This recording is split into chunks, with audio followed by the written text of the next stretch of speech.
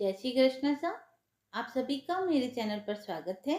आइए सुनते हैं पद्म पुराण में वर्णित एक और कथा, रुद्राक्ष की उत्पत्ति और महिमा तथा आंवले के फल की महिमा में प्रेतों की कथा और तुलसी दल का महात्म्य। ब्राह्मणों ने पूछा, द्विश्रेष्ठ, इस मृत्यु लोक में कौन ऐसा मनुष्य है जो पुण्य आत्माओं में श्रेष्ठ, परम पवित्र, सबके लिए सुलभ, मनुष्यों के द्वारा पूजन करने योग्य तथा मुनियों और तपस्वियों का भी आदर पात्र हो। व्यास जी बोले, विप्रगण, रुद्राक्ष की माला धारण करने वाला पुरुष सब प्राणियों में श्रेष्ठ है। उसके दर्शन मात्र से लोगों की पाप राशि विलीन हो जाती है। रुद्राक्ष के स्पर्श से मनुष्य स्वर्ग का सुख भोगता है और उसे धारण करने से वह मोक्ष को प्राप्त होता है। जो मस्तक पर तथा हृदय और बाहु में भी रुद्राक्ष धारण करता है वह इस संसार में साक्षात भगवान शंकर के समान है। रुद्राक्षधारी ब्राह्मण जहाँ रहता है वह देश पुण्यवान होता है। रुद्राक्ष का फल तीर्थों में महान तीर्थ के समान है। ब्रह्म ग्रंथि से युक्त मंगलमय रुद्राक्ष की माला जप, दान, स्तोत्र, मंत्र और देवताओं का पूजन तथा दूसरा कोई पुण्य कर्म करता है वह सब अक्षय हो जाता है तथा उससे पापों का क्षय होता है। श्रेष्ठ द्विजगण, अब मैं माला का लक्षण बतलाता हूँ, सुनो। उसका लक्षण जानकर तुम लोग मोक्ष मार्ग को प्राप्त कर लोगे। जिस रुद्राक्ष में योनि का चिन्ह न हो, जिसमें कीड़ों ने छेद कर दिए हो, जिसका लिंग चिन्ह मिट गया हो तथा जिसमें दो बीज एक साथ सटे हुए हो, ऐसे रुद्राक्ष के दाने को माला में नहीं लेना चाहिए। जो माला अपने हाथ से गुथी हुई और ढीली ढीली हो, जिसके दाने एक दूसरे से सटे हुए हो, ऐसी माला अशुद्ध होती है। उसका दूर से ही परित्याग कर देना चाहिए। जो सर्प के समान आकार वाली, नक्षत्रों की सी शोभा धारण करने वाली, सुमेरु से युक्त तथा सटी हुई ग्रंथि के कारण शुद्ध है, वही माला उत्तम मानी गई है। विद्वान पुरुषों को वैसे ही माला पर जप करना चाहिए। उपरोक्त लक्षणों से शुद्ध रुद्राक्ष की माला हाथ में लेकर मध्यमा उंगली से लगे हुए दानों को क्रमशः अंगूठे से सरकाते हुए जप करना चाहिए। मेरू के पास पहुंचने पर माला को हाथ से बार बार घुमा लेना चाहिए। मेरू का उल्लंघन करना उचित नहीं है। वैदिक, पौराणिक तथा आगमोक्त जितने भी मंत्र हैं सब रुद्राक्ष माला पर जप करने से अभिष्ट फल के उत्पादक और मोक्षदायक होते हैं। जो रुद्राक्ष माला से जुते हुए जल को मस्तक पर धारण करता है वह सब पापों से शुद्ध होकर अक्षय पुण्य को प्राप्त करता है। रुद्राक्ष माला का एक एक बीज एक एक देवता के समान है। जो मनुष्य अपने शरीर में रुद्राक्ष धारण करता है वह देवताओं में श्रेष्ठ होता है। ब्राह्मणों ने पूछा, गुरुदेव, रुद्राक्ष की उत्पत्ति कहाँ से हुई तथा वह इतना पवित्र कैसे हुआ? व्यास जी बोले, ब्राह्मणों, पहले किसी सतयुग में एक त्रिपुर नामक दानव रहता था। वह देवताओं का वध करके अपने अंतरिक्षचारी नगर में छिप जाता था। ब्रह्मा जी के वरदान से प्रबल होकर वह संपूर्ण लोकों के विनाश की चेष्टा कर रहा था। एक दिन देवताओं के निवेदन करने पर भगवान शंकर ने यह भयंकर समाचार सुना। सुनते ही उन्होंने अपने आजगव नामक धनुष पर विकराल बाण चढ़ाया और उस दानव को दिव्य दृष्टि से देखकर मार डाला। दानव आकाश से टूटकर गिरने वाली बहुत बड़ी लुका के समान इस पृथ्वी पर गिरा। इस कार्य में अत्यंत श्रम होने के कारण रुद्रदेव के शरीर से पसीने की बूंद टपकने लगी। उन बूंदों से तुरंत ही पृथ्वी पर रुद्राक्ष का महान वृक्ष प्रकट हुआ। इसका फल अत्यंत गुप्त होने के कारण साधारण जीव उसे नहीं जानते। तदंतर एक दिन कैलाश के शिखर पर विराजमान हुए देवादिदेव भगवान शंकर को प्रणाम करके कार्तिकेय जी ने कहा, तात, मैं रुद्राक्ष का यथार्थ फल जानना चाहता हूँ। उस पर जप करने तथा उसका धारण, दर्शन तथा स्पर्श करने से क्या फल मिलता है? भगवान शिव ने कहा, रुद्राक्ष के धारण करने से मनुष्य संपूर्ण पापों से छूट जाता है। यदि कोई हिंसक पशु भी कंठ में रुद्राक्ष धारण करके मर जाए तो रुद्र स्वरूप हो जाता है। फिर मनुष्य आदि के लिए तो कहना ही क्या है। जो मनुष्य मस्तक और हृदय में रुद्राक्ष की माला धारण करके चलता है उसे पग पग पर अश्वमेध यज्ञ का फल प्राप्त होता है। जो कितने भी मुखों वाला रुद्राक्ष को धारण करता है वह मेरे समान होता है। इसीलिए पुत्र, तुम पूरा प्रयत्न करके रुद्राक्ष धारण करो। जो रुद्राक्ष धारण करके इस भूतल पर प्राण त्याग करता है वह सब देवताओं से पूजित होकर मेरे रमणीय धाम को जाता है। जो मृत्यु काल में मस्तक पर एक रुद्राक्ष की माला धारण करता है, वह शैव, वैष्णव, शाक्त, गणेशोपासक और सूर्य उपासक सब कुछ है। जो इस प्रसंग को पढ़ता, पढ़ाता, सुनता व सुनाता है, वह सब पापों से मुक्त होकर सुख पूर्वक मोक्ष लाभ प्राप्त करता है। कार्तिकेय जी ने कहा, जगदीश्वर, मैं अनयन फलों की पवित्रता के विषय में भी प्रश्न कर रहा हूँ। सब लोगों के हितों के लिए यह बतलाइए कि कौन कौन से फल उत्तम हैं। ईश्वर ने कहा, बेटा, आंवले का फल समस्त लोकों में प्रसिद्ध और परम पवित्र है। उसे लगाने पर स्त्री और पुरुष सभी जन्म मृत्यु के बंधनों से मुक्त हो जाते हैं। यह पवित्र फल भगवान श्री विष्णु को प्रसन्न करने वाला एवं शुभ माना गया है। इसके भक्षण मात्र से मनुष्य सब पापों से मुक्त हो जाता है। आंवला खाने से आयु बढ़ती है, उसका जल पीने से धर्म संचय होता है और उसके द्वारा स्नान करने से दरिद्रता दूर होती है तथा सब प्रकार के ऐश्वर्य प्राप्त होते हैं। कार्तिकेय, जिस घर में आंवला सदा मौजूद रहता है, वहां दैत्य और राक्षस नहीं आते। एकादशी के दिन यदि एक ही आंवला मिल जाए तो उसके समान गंगा, गया, काशी और पुष्कर आदि तीर्थ कोई विशेष महत्व नहीं रखते।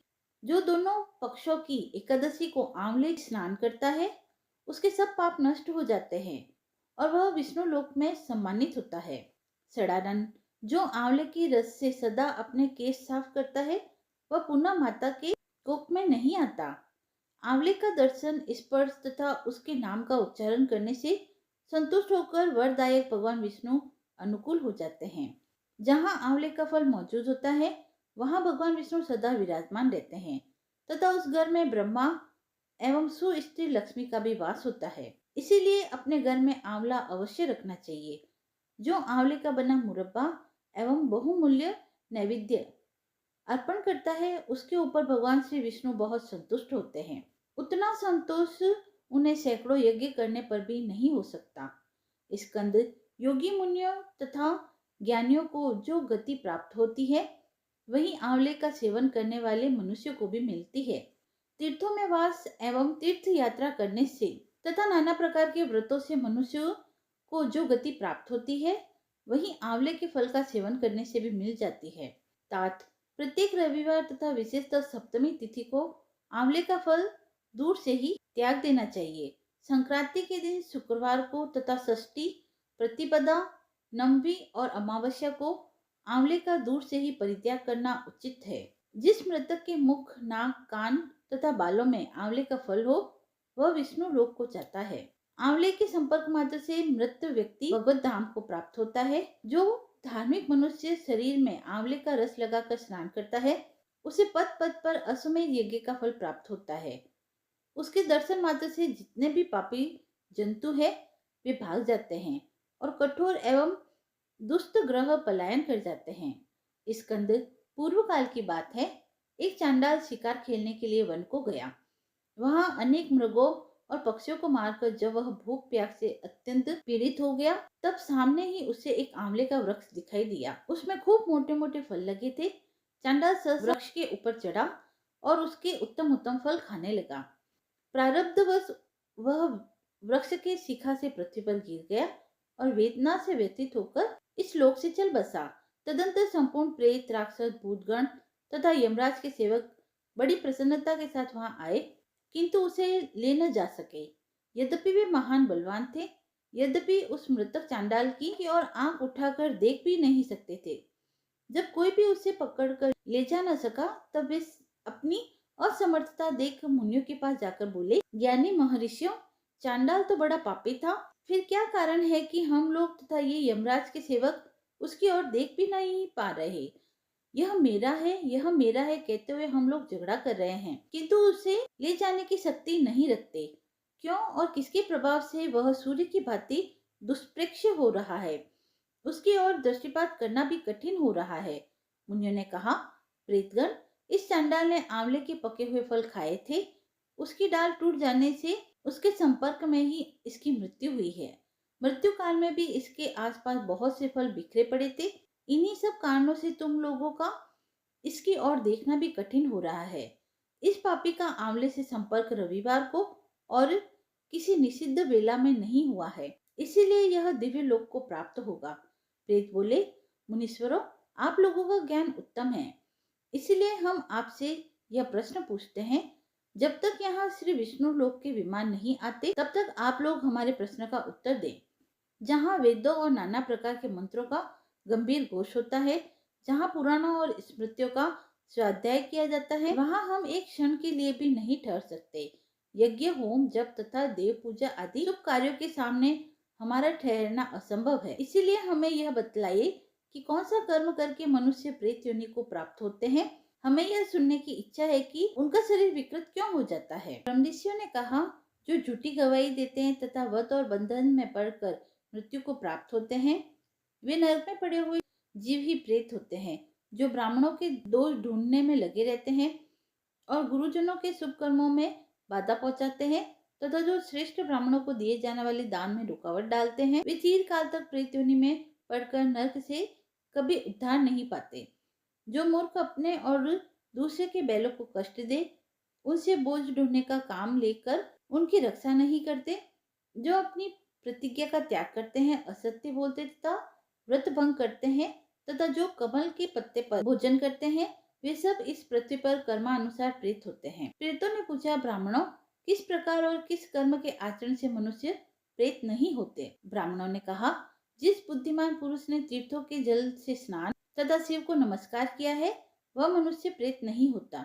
जो एकादशी तथा द्वादशी को उपवास करके विशेषतः भगवान विष्णु का पूजन करते हैं तथा जो वेदों के अक्षर, सूक्त, स्तोत्र और मंत्र आदि के द्वारा देवताओं के पूजन में संलग्न रहते हैं, उन्हें भी प्रेत नहीं होना पड़ता। पुराणों में धर्मयुक्त दिव्य वचन सुनना, पढ़ना और पढ़ाने से तथा नाना प्रकार के व्रतों का अनुष्ठान करने और रुद्राक्ष धारण करने से जो पवित्र हो चुके हैं एवं जो रुद्राक्ष की माला पर जप करते हैं, वे प्रेत योनि को नहीं प्राप्त होते। जो आंवले के फल के रस से स्नान करके प्रतिदिन आंवला खाया करते हैं तथा आंवले के द्वारा भगवान श्री विष्णु का पूजन भी करते हैं, वे कभी पिशाच योनि में नहीं होते। प्रेत बोले, महर्षियों, संतों के दर्शन से पुण्य होता है, इस बात को पौराणिक विद्वान जानते हैं। हमें भी आपका दर्शन हुआ है, इसीलिए आप लोग हमारा कल्याण करें। धीर महात्माओं, जिस उपाय से हम सब लोगों को प्रेत योनि से छुटकारा मिले, उसका उपदेश कीजिए। हम आप लोगों की शरण में आए हैं। ब्राह्मण बोले, हमारे वचन से तुम लोग आंवले का भक्षण कर सकते हो, वह तुम्हारे लिए कल्याणकारक होगा। उसके प्रभाव से तुम उत्तम लोक में जाने के योग्य बन जाओगे।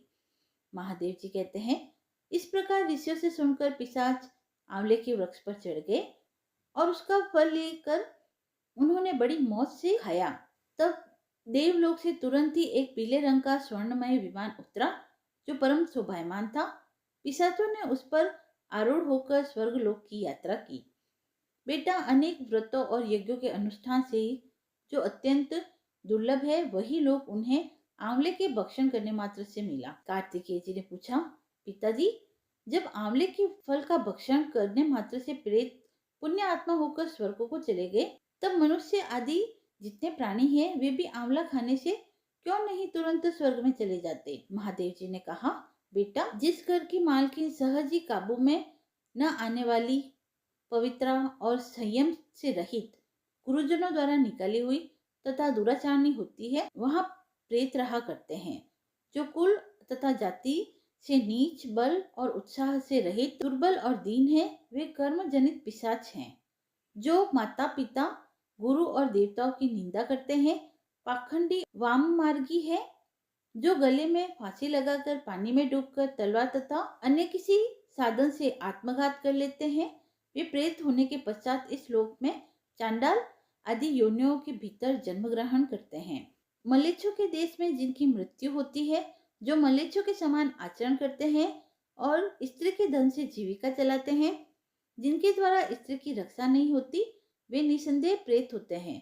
जो सुधा से पीड़ित, थके मांदे, गुणवान तथा पुण्यात्मा अतिथि के रूप में घर आए हुए ब्राह्मणों को लौटा देते हैं, उनका यथावत सत्कार नहीं करते, जो गौबख्शी मलेच्छों के हाथ गौएं बेच देते हैं, जो जीवन भर स्नान, संध्या, वेद पाठ, यज्ञानुष्ठान और अक्षर ज्ञान से दूर रहते हैं, वे निसंदेह प्रेत होते हैं। इसलिए जो आंवला खाकर उसके रस से स्नान करते हैं, वे सब पापों से मुक्त होकर विष्णु लोक में प्रतिष्ठित होते हैं।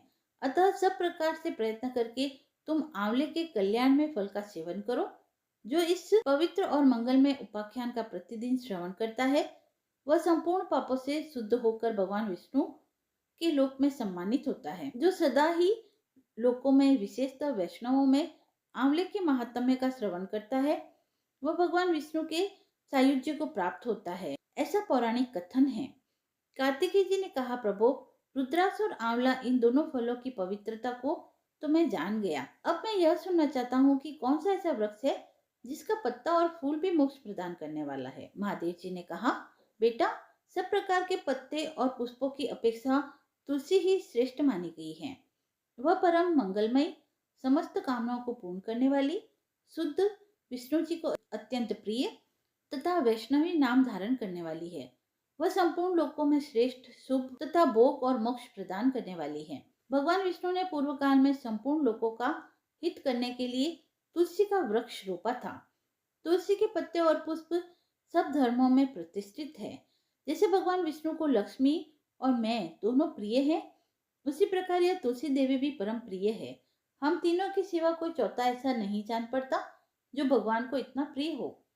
तुलसी दल के बिना दूसरे फूलों, पत्तों तथा चंदन आदि के लेप से भगवान विष्णु को उतना संतोष नहीं होता जितना तुलसी दल के द्वारा पूर्ण श्रद्धा के साथ प्रतिदिन भगवान श्री विष्णु का पूजन करने से होता है। तुलसी दल से भगवान की पूजा कर लेने पर कांति, सुख, भोग सामग्री, यश, लक्ष्मी, श्रेष्ठ कुल, शील, पत्नी, पुत्र, कन्या, धन, राज्य, आरोग्य, ज्ञान, विज्ञान, वेद, वेदांग, शास्त्र, पुराण, तंत्र और संहिता सब कुछ मैं कर्तलगत समझता हूँ। जैसे पुण्य सलीला गंगा मुक्ति प्रदान करने वाली है, उसी प्रकार यह तुलसी भी कल्याण करने वाली है। स्कंद, यदि मंजरी युक्त तुलसी पत्रों के द्वारा भगवान श्री विष्णु की पूजा की जाए तो उसके पुण्य फल का वर्णन करना असंभव है। जहाँ तुलसी का वन है वहीं भगवान श्री कृष्ण की समीपता है तथा वहीं ब्रह्मा और लक्ष्मी जी भी संपूर्ण देवताओं के साथ विराजमान है। इसीलिए अपने निकटवर्ती स्थान में तुलसी देवी को रोपकर उनकी पूजा करनी चाहिए। तुलसी के निकट जो स्तोत्र मंत्र आदि का जाप किया करता है वह सब अनंत गुण फल देने वाला होता है। प्रेत, पिशाच, कुष्मांड, ब्रह्म, राक्षस, भूत और दैत्य आदि सब तुलसी के वृक्ष से दूर भागते हैं। जिसने श्री भगवान की पूजा के लिए पृथ्वी पर तुलसी का बगीचा लगा रखा है उसने उत्तम दक्षिणा से युक्त 100 यज्ञों का विधिवत अनुष्ठान पूर्ण कर लिया है। जो श्री भगवान की प्रतिमा और सालग्राम शिला पर चढ़े हुए तुलसी दल को प्रसाद के रूप में ग्रहण करता है वह श्री विष्णु के सायुज्य को प्राप्त होता है। जो श्री हरि की पूजा करके उन्हें निवेदन किए हुए तुलसी दल को अपने मस्तक पर धारण करता है वह पाप से शुद्ध होकर स्वर्ग लोक को प्राप्त करता है।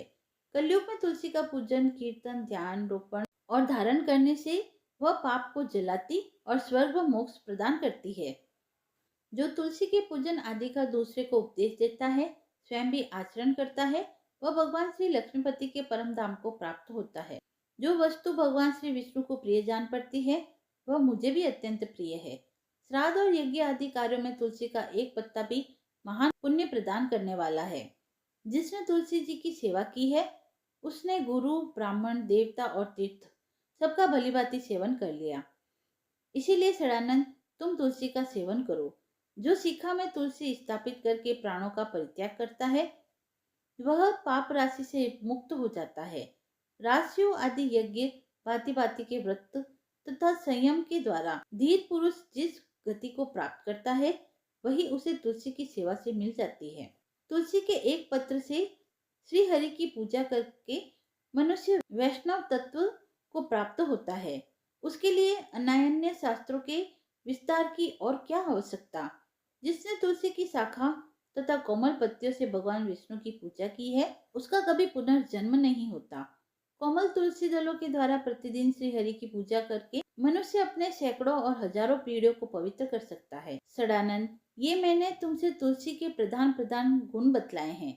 संपूर्ण गुणों का वर्णन तो बहुत अधिक समय लगने पर भी नहीं हो सकता। यह उपाख्यान पुण्य राशि का संचय करने वाला है। जो प्रतिदिन इसका श्रवण करता है वह पूर्व जन्म में किए हुए पाप तथा जन्म मृत्यु के बंधन से मुक्त हो जाता है। बेटा, अध्याय के पाठ करने वाले पुरुष को कभी रोग नहीं सताते अज्ञान उसके निकट नहीं आता, उसकी सदा विजय होती है। कथा समाप्त हुई। यदि आपको ये पसंद आई हो तो आप मेरे चैनल को लाइक शेयर एंड सब्सक्राइब करें। धन्यवाद।